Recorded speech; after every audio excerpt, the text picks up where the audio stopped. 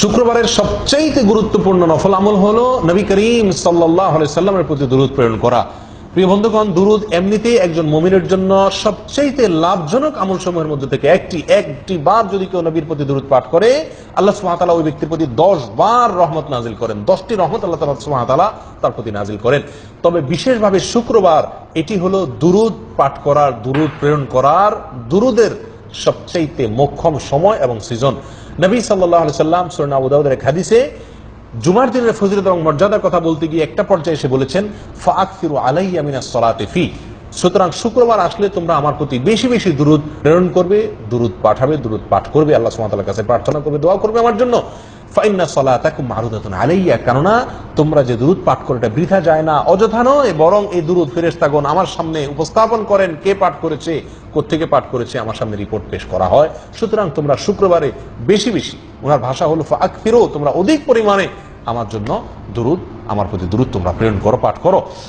সুনানে বাইহাকির বিশুদ্ধ সূত্র বর্ণিত আরেক হাদিসে নবী সাল্লাল্লাহু আলাইহি সাল্লাম শুক্রবার দিনে এবং শুক্রবার রাতে উভয় সময় আমাদেরকে অধিক পরিমাণে দুরূদ পাঠ করার কথা তিনি বলেছেন আকসিরু আস-সালাতা আলাইয়া ইয়াউমাল জুমআতি ওয়া লাইলাতাল জুমআ, তোমরা জুমার দিনে এবং জুমার রাতে উভয় সময় আমার প্রতি বেশি বেশি তোমরা দুরূদ প্রেরণ করবে। জুমার রাত বলতে উদ্দেশ্য হলো বৃহস্পতিবার দিবাগত রাত, অর্থাৎ বৃহস্পতিবার সূর্য অস্ত যাওয়ার পর থেকে যে রাত শুরু হয় সেটি হলো শুক্রবার রাত। সেই রাতে এবং শুক্রবার দিনে এই উভয় সময়ে যার যত বেশি সংখ্যক সম্ভব বেশি বেশি দুরূদ পাঠ করা, এটা একজন মুমিনের জন্য অত্যন্ত লাভজনক আমল। এটি নবী সাল্লাল্লাহু আলাইহি সাল্লামের নির্দেশ। প্রিয় ভাইরা, জুমার দিনে দুরূদ পাঠ করা সম্পর্কে বহু হাদিস বর্ণিত হয়েছে। তার প্রায় সবগুলোতে নবী সাল্লাল্লাহু আলাইহি সাল্লাম এই আকসিরু শব্দটি ব্যবহার করেছেন, অর্থাৎ অধিক পরিমাণে। এখান থেকে বোঝা গেল দুরূদ পাঠ করার জন্য সবচেয়ে আদর্শ সময়, আদর্শ মুহূর্ত হলো শুক্রবার ছাড়া অন্য কোন সময় এত বেশি পরিমাণ বা অধিক পরিমাণ দুরূদ পাঠ করার নির্দেশনা আমাদেরকে দেওয়া হয় নাই।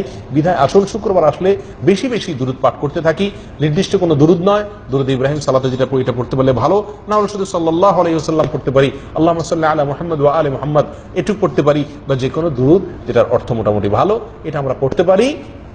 এবং এটা দিনে রাতে সব সময় অজু সহ, অজু ছাড়া সব অবস্থা আমরা পাঠ করতে পারি।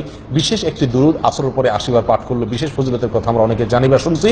এটি সহিহ কোনো হাদিস দ্বারা বর্ণিত নয়, বরং এটি সম্পূর্ণ জাল।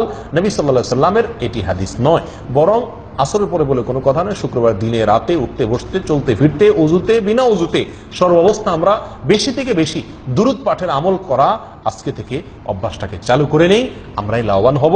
কারণ হাদিসের শেষে নবী সাল্লাল্লাহু আলাইহি সাল্লাম বলেছেন, ফামান সাল্লা আলাইয়া মাররাতান সাল্লাল্লাহু আলাইহি আশরা, যে ব্যক্তি আমার প্রতি একবার দুরূদ প্রেরণ করবে আল্লাহ সুবহানাহু ওয়া তাআলা তার প্রতি 10 বার রহমত নাযিল করবেন। আসুন শুক্রবারের এই সবচেয়ে গুরুত্বপূর্ণ নফল আমলটিকে সমাজে চিন্তা করার চেষ্টা করি। আল্লাহ তৌফিক দান করেন।